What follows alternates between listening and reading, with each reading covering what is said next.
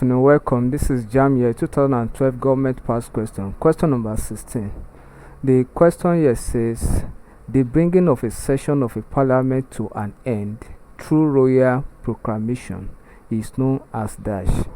The bringing of a session of a parliament to an end through royal proclamation is known as end.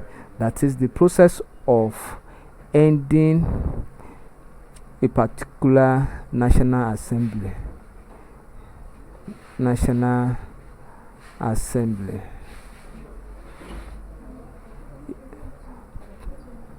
Through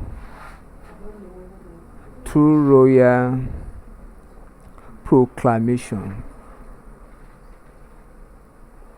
So it's known as dash. A. Political impasse. B. Dissolution of parliament. C. Vote of no confidence. D. Prorogation of parliament.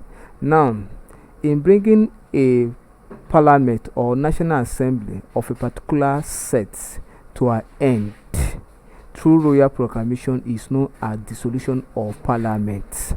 So option B is correct, dissolution of parliament. So that will not give room for another set of senators and reps to emerge in the parliament after the election of that very year. So option B is correct. Thank you and God bless you. Kindly subscribe for more videos.